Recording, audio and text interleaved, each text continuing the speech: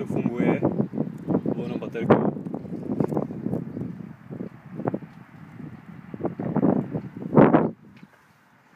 Teď jsem to vyresetoval, dám tam češtinu. Tady to je ta sonda, váží to asi 2 kg, je to jak kámen a přidělává se to na ty šrouby buď skrz loď, anebo k tomu dávají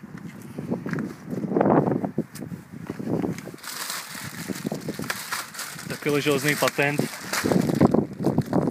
To se asi přidělá, tady dva kusy, jeden protikus. Podle mě se to přidělá na lať nebo na záď lodí.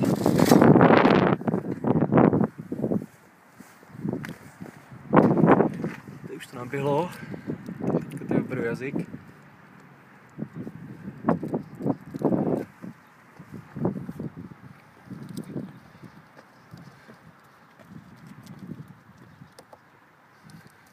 Systémové jednotky metrické, 24 hodin, další hloubka pro loď. Minimálně bezpečná hloubka pro loď 1,5 metru, ani nevím kolik. Alarm mělké vody, třeba ano, minimální nadzemní prostor pro loď. Tady nevím co je, nechám to 3 metry a rozsah upozornění na srážku. Tady tuším to pípá, když se máte s tím srazit, tak necháme 150 metrů a jdem po 1 minuta. A tady už je to hlavní menu. Tady je mapa, teď tady nic nebude, protože jsem v fajově. Navigační mapa, teďka to ukazuje, kde jsem.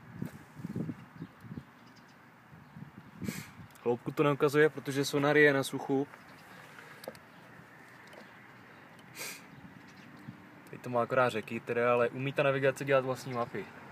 Nějak, nevím teda ještě jak, ale tady ve 3D mapu. Rybářská mapa, to ani nevím co tam je. To bude asi stejný, akorát to je pro rybáře.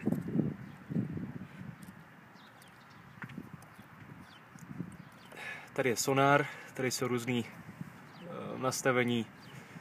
Klasický, echolot, do stran a kombinace. Plus tady nějaký koukám grafy, anebo rozdělovat si i frekvence různý.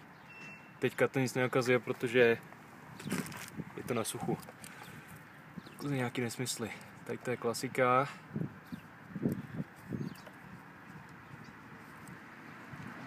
Tady to je vlastně do stran kolem lodí. Je tady kláda, tak se to klepe.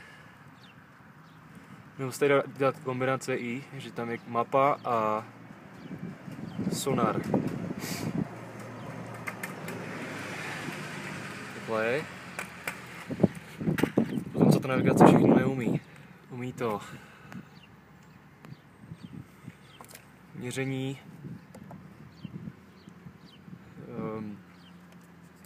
čísla, to vlastně rychlost, takové věci.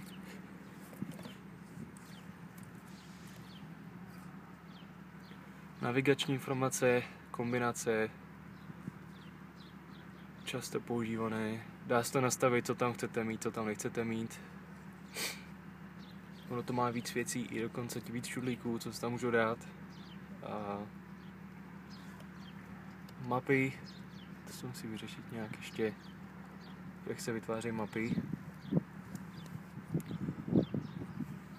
Jak to umí navigovat. Automatická navigace. Dokonce to napojit i to, když máš ovládání volantu, tak se dá dokonce autopilot se udělat.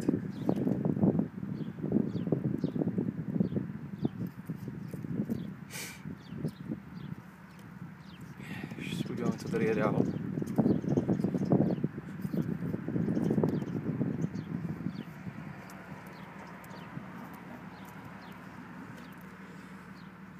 Tak jako echolot to asi že bude dobře, no.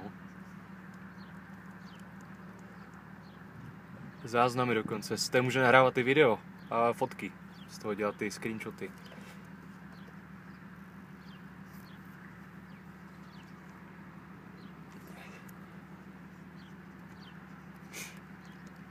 A tady budu ukázat takhle. Je to teda hodně, je to relativně úzký. Displej je docela velký proti mý dlaní tady.